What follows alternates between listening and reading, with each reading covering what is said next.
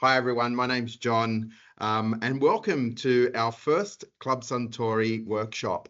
Today's workshop is all focused around how to capture those perfect images or videos to bring to life the amazing work that we do behind the bar.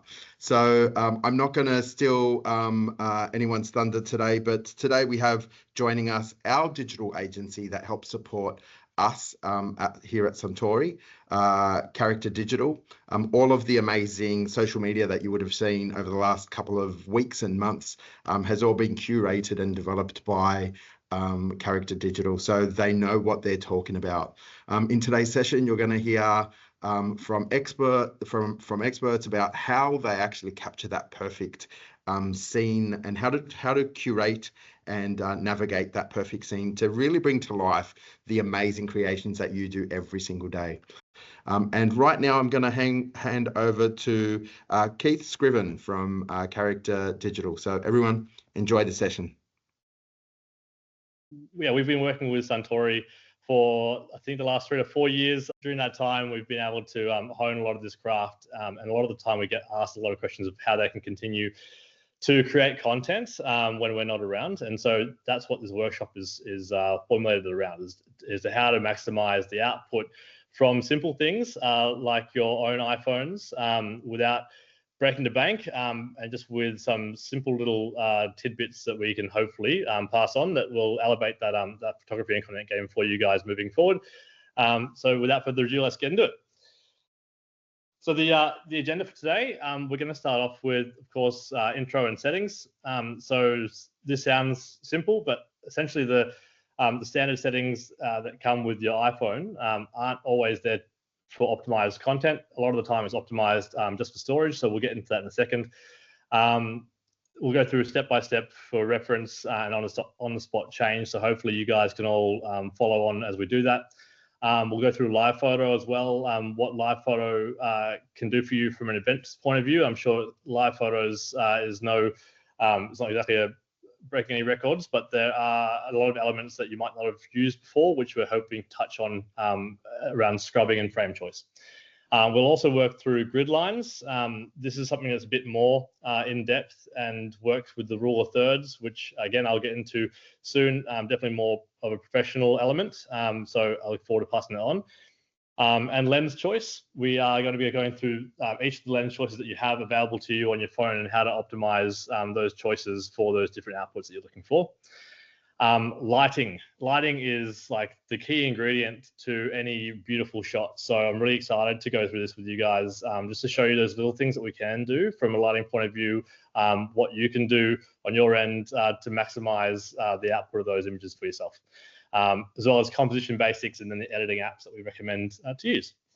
All right, so before we get into the depths of things, I wanted to, I suppose, outline the key content considerations that you should all be considering when taking photos or video for your venues. So it all comes down to obviously aesthetic, which is the way that you want your venues to look and the way you want your images to look.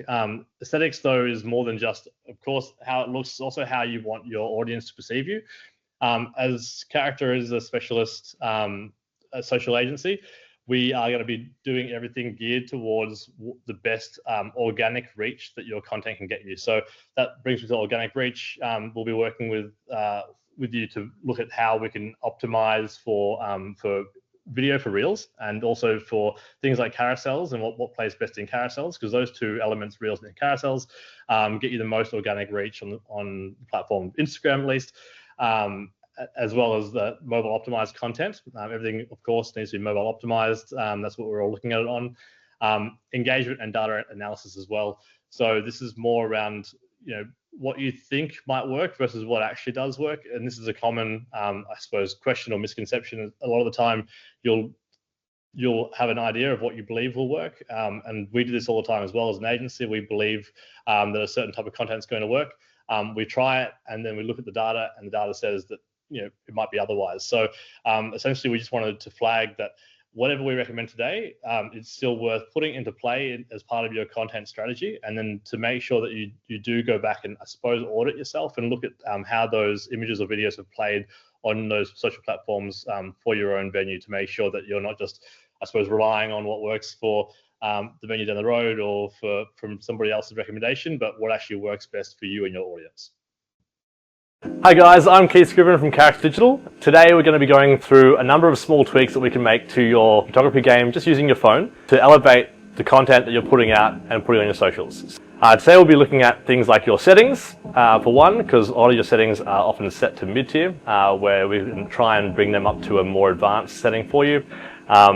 Your composition of shot, lighting, which is key, editing, and the editing apps that you might be able to use to also bring your photography to the next level. Okay, so the first thing we're going to do is go to our settings. We're going to scroll down to camera, which is just underneath accessibility. Click on camera and open your video settings. You'll notice that your video settings are set to usually 1080p. 1080p is good, but preferably we could set it to 4K at 60 frames a second. That's going to give you your highest quality video resolution, but it will take up some more storage space, so please keep that in mind. Also, professional note is when you're filming in venue, often the lights you're working with are LEDs, and those LEDs tend to create a flicker. If you're seeing a flicker, you'll need to turn on your PAL settings, and that PAL settings are in that same space just below those resolution settings that I just spoke about. Once you've selected those PAL settings, you'll have to go up to 4K 25 frames with the PAL next to it, as that will help you to decrease that flickering in your shot. The point of this, of upgrading your settings here, is that this is a really common thing that we hear all the time, is that people don't know that your settings do come set already mid-tier on your iPhone. So if you do want to follow along with that quick guide at the bottom, if you open up your phone and go to settings and then go down to camera, like I said in that video, you'll see that you can change your video recording from 1080p to 4K. And then the FPS just stands for frames per second. That's just your frame rate. So for frames per second, it means that if you were to shoot something in 4K at 60 frames per second, you have the option of then slowing down that footage without losing the quality of that, or making a flicker. So if you're doing, for example here, if you're doing like an alcohol pour into your shot glass, for example, and then you wanted to slow down that shot, you'd be able to see that shot doesn't get compromised, essentially. It just makes for a more beautiful slow-mo effect. If you do have it, though, selected at that frame rate, often you run into an issue, which I mentioned as well in that video, which is that flicker. So that flicker, I'm sure you've probably all opened your camera at some point, on a night out and in any venue, and you'll see that flicker happen behind you. That flicker is because of LED lights, and those LED lights are that's like on a frequency. That frequency doesn't always sync up with the frame rate of your camera, and that's what makes that flicker. So when Nate, for example, for us is shooting in a venue, he'll sync up our frame rate with those lights, so you don't see the flicker. That's super advanced and not something that we expect you guys to be able to do. So essentially, that's why we had those PAL settings to note there as well. So if you turn PAL on, it will be able to allow you to avoid that flicker in the background, which is super key. There's nothing worse than shooting something in venue, especially if it's like a bit of a piece of audio to camera, and then after the fact you notice that there's flickering and you can't go back and sort that out. It's really good to just be aware of that when you're setting up that shot in the first place. Here's some visual inspo for you, and the reason I'm putting this out here is because I guess the reason why we recommend upgrading your video settings in the first place is so you can create more Instagram reels with quick consumable content that's relevant to your brand or your audience. This gives you focus on short form elevated content. So you should essentially, this is more for you to consider your own audience and the way that they consume content. So the second consideration is live photo on your phone. So if you can open up your camera on your phone and click in the top right hand corner, you'll see you'll either have live photo on, or the live photo icon will have a cross to it, which is off. We want to make sure that's on. If we can have that on during something like an event, you'll be able to scrub back to the keyframe that you actually want to use rather than the one that the iPhone chooses for you. This is something that we use all the time. It's pretty crucial when you only have a split second to get the shot. Helps you to essentially have some additional frames to choose from rather than being stuck with the one that you're given. I find this is a really crucial thing for shooting for events. So I was running through this with Val earlier today. Often you get I mean, everyone would have had this option where you've shot what you think is a really nice shot, but unfortunately someone's got their eyes shut, or there's a key moment during an event, and that key moment has just been missed because the photo wasn't quite on the point of that element. So for iPhone users and Android users can achieve the same thing by shooting in burst mode. But for iPhone users, using live photo enables you to take a shot at the time and then scrub back to another few seconds beforehand or after the keyframe that the iPhone chooses for you. This sounds pretty simple, but it allows you to achieve like that exact shot, or make sure that if you've got multiple people in that shot, that they are all in focus, or they're all smiling, or if it's for for, like I said before, like a key moment during an event or an event opening, you capture those key moments without missing them, essentially. So being able to scrub back to that key frame is awesome. What you can do is open your camera app, select the little sun in the top right hand corner, and make sure that there's no cross through it. If the cross is through it means that your live is off. If it's yellow, or if it's not crossed out, it means that live is on. This will take up again more storage on your phone, so do be aware of that. But it allows you to do those things like scrubbing back to that keyframe. When you do scrub back to that keyframe, you have to make sure that you select, choose as keyframe, so that does reselect that as your main image. But then once you've done that, you can essentially avoid having multiple shots or using burst mode at all times, which does take up more space than just live. Thirdly, grid lines are a great composition tool. Helps you to keep your shot straight and save a little bit of time in the editing later on. It is a bit more professional and it can be a bit distracting, so I don't recommend having this on at all times, but it is something that you should consider having on if you are doing a photo shoot in your venue. All right, so grid lines are kind of an advanced setting, I think, is how I'd look at it. I'm not sure if you've ever heard of the rule of thirds. It's a photography specific and video specific term, but the rule of thirds is a photography principle where you divide the frame into threes, right? So it's a grid, and you place key elements along the lines at those intersections to create a more balanced and visually appealing composition of shot. So the way that the grid helps you is so you can literally see those thirds in front of you, and you can help to center your, if that's what you want to do, if you want to center your subjects, so in this case a cocktail, and then make sure that your upper third and lower third are adequately filled with the elements that you think help that image have that little bit of elevation. This is a pretty distracting thing to have on all the time. I mentioned that in the video. I think if you were to leave this on, you'd probably get quite annoyed. I make sure I turn it off.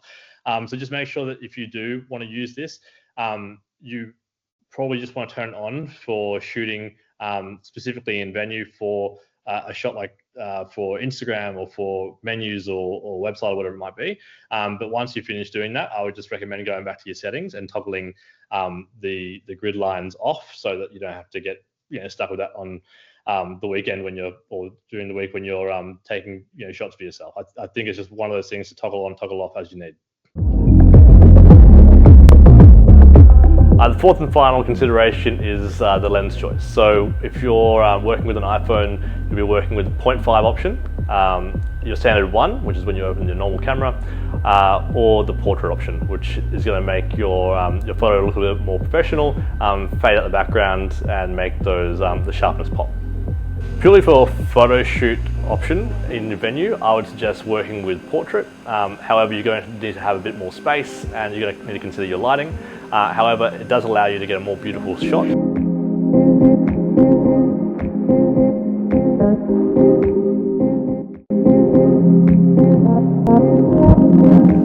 Lighting is always going to be the secret sauce in an awesome shot. So if you've got the opportunity to use natural light, that's always going to be your go-to. So if you can set up your cocktail near a window with natural light, otherwise in a darker venue you don't have that option, or you're shooting at night time, then we're going to need to work with an artificial light, such as this one, which allows us to light up our subject as we need.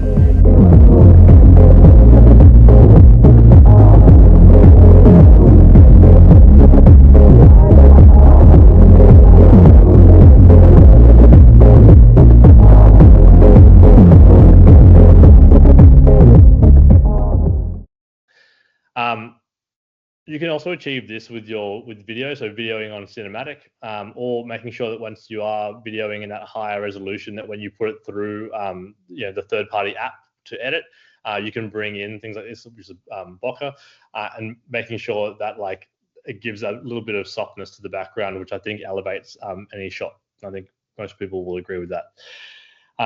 The guide to set up is there. Again, it's as simple as on iPhone anyway, opening the camera and selecting that from the bottom choice, so portrait for photo or cinematic for video. And then we'll get to that editing stuff in later slides for post-production. Now, I'll show some examples of this, but lighting, like I said from the start, is king, right? So the difference between a lit shot and having lighting in part of your thought process when framing up a shot versus no consideration and just shooting plain are worlds apart, to be honest. If you can, natural light is always going to be king. So if you can frame up your shot, or so you're having your cocktail near a window with natural light coming through, that's ideal. So we want to avoid direct light or harsh lighting, so like having sunlight directly behind the subject. That's going to silhouette your image, and it's not going to work out the way you want it to be. So you want to have the light being from behind the camera onto the subject itself. Of course, golden hour is always magic. So if you can shoot early morning or late afternoon, that golden hour light also really makes an image pop. That's something that I know that a lot of people have in mind when they're shooting these kind of things, because I think it really brings another element. It's an element that's really hard to create with LED lighting or fake lighting. So natural light is always going to be king. Simple lighting setups as well.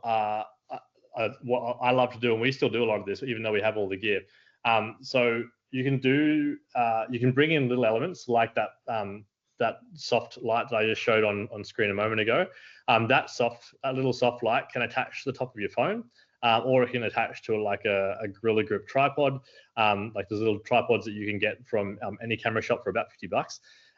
They're awesome and allows you to create different angles for your lighting. We don't often want the lighting to go straight onto to the cocktail glass itself, not directly on and not directly from the top. We try to bounce that light in so it makes it a little bit softer and it's not so harsh and direct.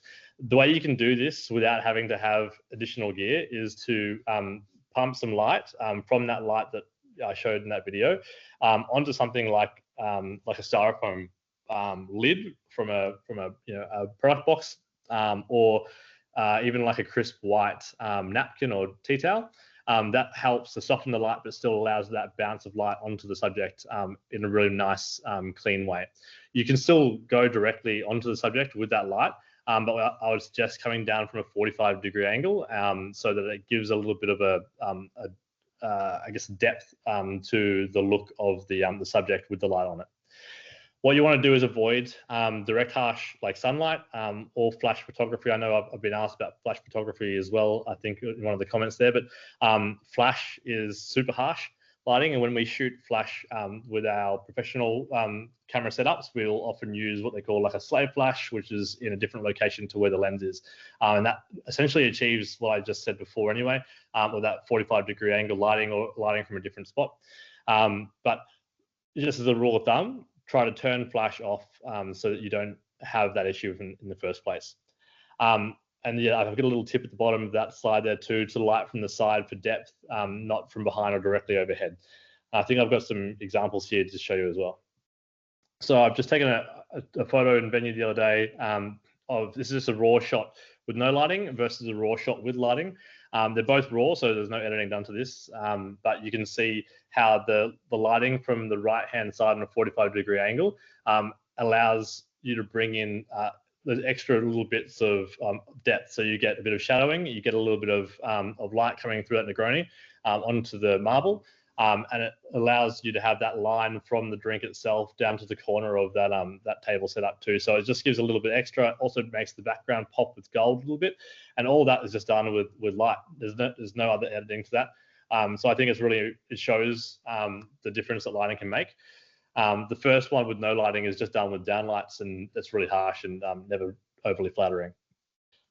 Here's those two same shots, but also with an after shot with lighting and with an edit. So my style of editing anyway is to try to bring up the natural elements without overdoing it.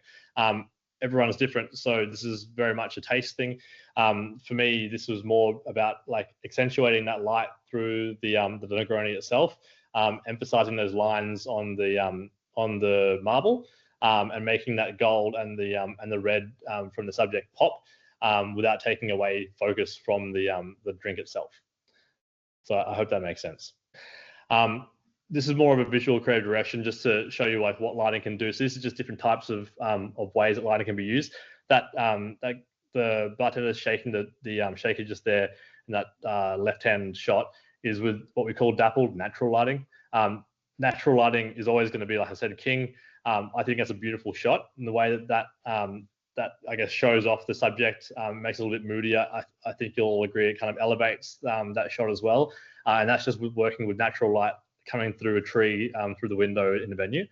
Whereas those middle shots, of course, these are darker venues, so we've worked with like lighting directly over the subjects, which is the hands and the glasses, to make the glass sparkle and pop, to also kind of fade out whatever's in the background, so it's more of a secondary element and not the focus.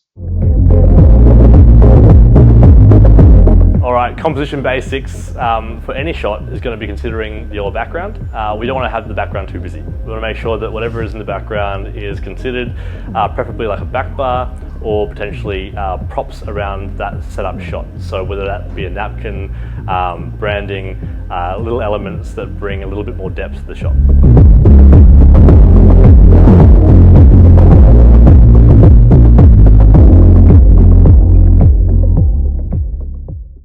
So the rule, I suppose, with composition is less is more a lot of the time. I think with background and props, we always recommend to keep things simple and uncluttered.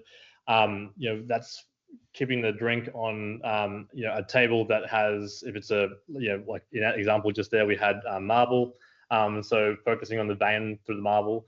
Little elements like textures of like linen from like napkins, or if you have the bottle with the alcohol itself, if you're like doing like if you're making a Negroni on like Roku gin, you'd have that Roku bottle sitting behind with that slightly blown out, but it gives a little something extra to that shot, without being overly branded or overly focused on two different things.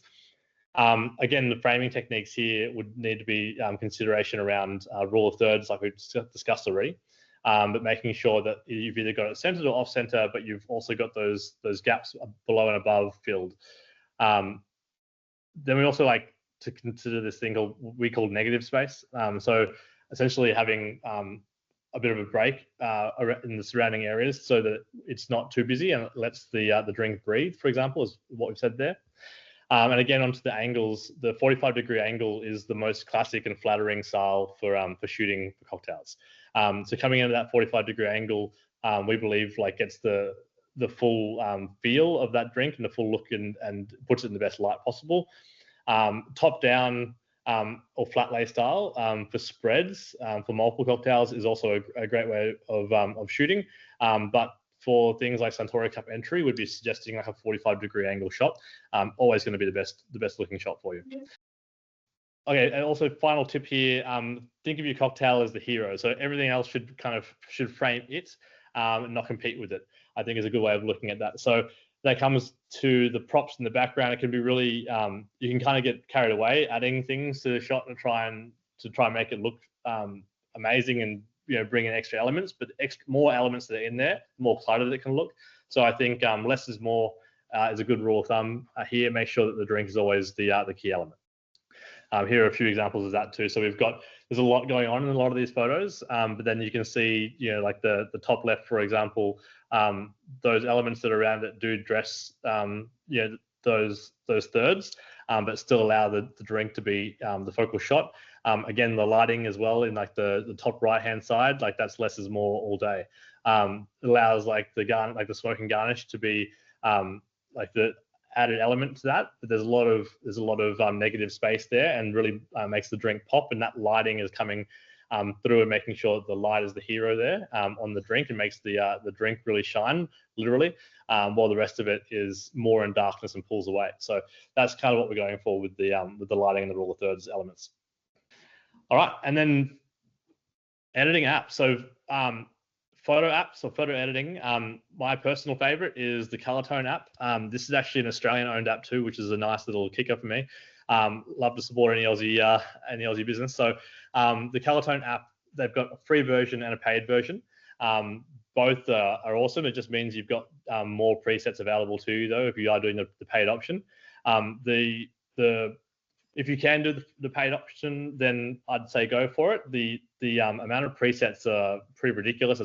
There's so many, and like I said, it all depends on your style, your taste, how you want things edited. But there's a lot. It gives you a really nice foundation to start with. So those presets are essentially like an already pre-edited setting that you can then choose, and then you can tweak little elements like shadowing. You can you can bump the shadows up or down. You can bring vibrancy up so that makes the colors pop more. You can bring it down to make it more moody. Lots of different things that you can do there, but without starting from absolute scratch, which I think is a really awesome element when you guys are time poor. Then you've also got Lightroom. Lightroom is the one that I'm sure everyone will probably know. It is more professional though, from a control point of view. A bit more advanced level is how I would rate that. You would need to have more time on your hands, I suppose, to use Lightroom. So it does allow you to do a greater depth of editing, but I do believe that it's probably it might be a bit too advanced, a bit too annoying in a way to use from the get-go. So if you're new to working with content yourself, I would be suggesting something like Colortone. It's a bit more simple, but it's absolutely amazing still. If you are looking to step it up and push yourself a little bit, then absolutely look at working with Lightroom. When it comes to video editing apps, Nath might be more of the guy to speak to on this one, but CapCut is the app that you've probably heard of, especially if you're on TikTok. CapCut is the app that kind of TikTok recommends as well. But it does the good thing with CapCut is that there's free and paid as everything seems to be these days, but it also comes with a number of templates, and those templates are based on trends a lot of the time. So people have already edited those styles to what you'd probably want to be seeing your own content doing. So I think that also really helps that learning curve. You don't have to go through that staggered learning curve as you would with most other things. It kind of gets you to a really nice finished product in a much faster way. So I would definitely recommend working with CapCut if that's something you want to do. I know that I was talking with the Suntory team before this call, and this year we're allowing video submission as well for your cocktails. So this is a really good one to use. I think if you are working with the cinematic setting on your phone, film your beautiful submission from all the different angles that make it pop, and then run it through something like CapCut and choose a template style, so it edits it for you based on a nice sound. I think you'll find that it really takes it to the next level for you. The Splice app is the other option I'd say here. It's an easy choice of clip and transition. So basically, you can bring in a whole number of different videos that you might have already shot on your phone, and it'll put the transitions in for you. It'll help shorten those clips for you using AI. And then also it has production music already included there, so you don't have to worry about copyright issues when using it on your socials, for example. All right, guys, and then the final thing, I suppose, the content piece is what we've been talking about the most throughout that chat, but these are the things that we would also like to put in front of you to consider when it comes to social, right? So A/B testing is something that I touched on at the start. It's just a really fancy term for just seeing what content works for your audience. So A/B testing is what we do for anyone that we work with, but it's essentially putting out the content that you think your clients want to see, your audience want to see. So testing things like video versus photos versus carousels, that kind of stuff, and then looking at those at the data afterwards. So that takes me on to that monitoring of data. If you can put out those pieces of content that you create using these techniques that we've just showed you today, and then run videos versus carousels over the next 2 months, then go back and look at your data from each of those pieces of content that you've put out. there's a good chance that there'll be a trend, right? And that trend will likely either be towards video reels or towards those carousels or single images. We don't know. That's why we test it, right? So it's just basically testing the content to see what plays best with your audience, and that really should dictate what you do moving forward to increase things like your engagement rate on socials, and click through and all that kind of thing. That'll help you to narrow down your content and how you move forward with your content strategy for your venue. That's it, everyone. I think I've tried to get it all done in the best time possible, given we've only got about 15 minutes left. I hope that that gives you something that you didn't know. I hope it brings something to your content game, and hopefully it helps you with your submissions for the Suntory Cup as well. For everyone who's joined us, this is going to be one of many sessions in terms of giving back to our community and helping upskill you to bring your craft to life more vibrantly. So on behalf of everyone at Club Suntory, thanks for joining, and we'll catch you at the next one.